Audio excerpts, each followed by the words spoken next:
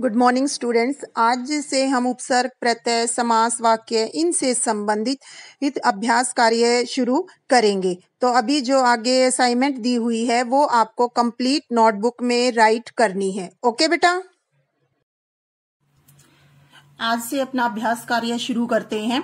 तो इसमें हम उपसर्ग, प्रत्यय, समास, वाक्य, अलंकार और संवाद लेखन इससे संबंधित जो चैप्टर्स ये हम कर चुके हैं बेटा, तो इनसे संबंधित अब अभ्यास कार्य हम थोड़ा सा करेंगे। तो ये जो अभी मैं आपको बता रही हूँ इनको ध्यान से समझना है और सभी को अपनी फेयर नोटबुक में ये चीजें लिखनी है। ठीक है, राइट एंड लर्न। तो सबसे पहले देखिए, वी उपसर्ग लगाकर दो शब्द लिखिए। वी उपसर्ग से हमें दो शब्द बनाने हैं, जैसे वी प्लस योग वियोग, वी प्लस राम विराम।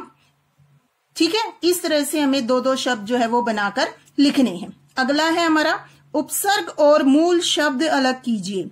मतलब उपसर्ग बताना है और मूल शब्द। पहला है परिश्रम, इसमें परि उपसर्ग है, श्रम मूल शब्द है। दूसरा दुर्गति, इसमें दुर उपसर्ग है और गति मूल शब्द है। ठीक है, इसके बाद अगला है आलू प्रत्यय लगाकर दो शब्द लिखिए। आलू, दया प्लस आलू दयालु, कृपा प्लस आलू कृपालु, ममता प्लस आलू ममतालु, ईर्ष्या प्लस आलू ईर्ष्यालु। कोई भी दो शब्द जो है वो आप इसमें से लिख सकते हैं। ठीक है, आगे है हमारा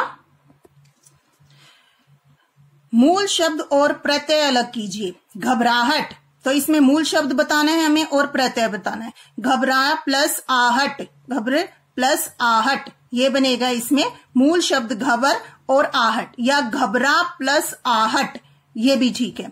दूसरा है स्वर्गीय, स्वर्ग प्लस ईय, बड़ी ई और य आएगा इसमें प्रत्यय, और स्वर्ग जो है वो है इसमें मूल शब्द। इसके बाद अगला क्वेश्चन है हमारा समास। विग्रह कर समास का नाम लिखिए। फर्स्ट है प्रेमातुर, प्रेम को आतुर। ठीक है, आतुर यानी व्याकुल बेचैन, प्रेम को आतुर। को है कर्म तत्पुरुष।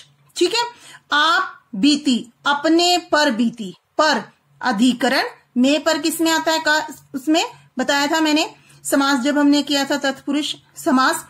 आप बीती, अपने पर बीती, अधिकरण तत्पुरुष। ठीक है, इसके बाद जो हमारा नेक्स्ट क्वेश्चन वो है मानवीकरण अलंकार का एक उदाहरण लिखिए। इसमें आपको मानवीकरण अलंकार का उदाहरण बताना है। तो एक जो सबसे आसान है, एक तो वो मैं बता देती हूं आपको। मेघ आए बड़े बन ठन के संवर के, मतलब यहां पर मेघ यानी बादलों पर मानव की तरह सज संवर कर आने का आरोप किया गया है, इसीलिए इसमें मानवीकरण अलंकार है। ठीक है, तो आप एक उदाहरण जो है वो ये याद कर सकते हो, और इससे अलग जो है वो एक दो मैं और बता रही हूं आपको जो आसान है। ठीक है, सागर के उर पर नाच नाच करती हैं लहरें मधुर गान। सागर यानी समुद्र, मतलब समुद्र के हृदय पर जो लहरें हैं वो नाचती हुई मधुर गान यानी गीत गा रही है। तो यहां पर जो लहरें हैं उन पर नाचने का, गाने का आरोप है, तो यहां पर मानवीकरण अलंकार है। मतलब जड़ पर चेतन का आरोप जो किया जाता है वहां पर हमारा मानवीकरण अलंकार होता है। ठीक है, आगे यहां तक समझ में। इसके बाद आगे है वाक्य रूपांतरण कीजिए। दीनू बाजार जाएगा, इसको आज्ञावाचक में बदलना है। आज्ञा, ठीक है, दीनू बाजार जाओ, ये है आज्ञावाचक। ईश्वर सबका भला करता है, इसको हमें किस में बदलना है? इच्छावाचक में। तो क्या आएगा? ईश्वर सबका भला करे। ठीक है, अगला है क्या उसे आम पसंद है, विधानवाचक में बदलना है। उसे आम पसंद है, ये किस में आएगा? हमारा विधानवाची वाक्य में। ठीक है, आ गया। इसके बाद हमारा फिर से यमक अलंकार का एक उदाहरण लिखिए। तो सबसे पहले तो जो इसका सबसे प्रसिद्ध, जिसे हम आमतौर पर बार बार उदाहरण में मैं आपको बताती भी हूं, काली घटा का घमंड घटा। यहां पर घटा शब्द जो है वो दो बार आया है और दोनों बार इसका अलग अर्थ है। तो यहां पर कौन सा अलंकार है? यमक। तो यमक की पहचान भी हमने यही की थी कि जब एक शब्द 2 बार आए और दोनों बार वो अलग अर्थ दे तो वहां पर यमक अलंकार होता है। ठीक है, एक उदाहरण तो ये हो गया इसका। इसी तरह से एक और प्रसिद्ध उदाहरण है इसका, आपने सुना भी होगा, कनक कनकते 100 गुनी मादकता अधिकाए, ये खाए बोराए वो पाए बोराए। मतलब कनक कनक, यहां पे एक शब्द 2 बार आया है लेकिन दोनों ही बार इसका अर्थ जो है वो अलग है।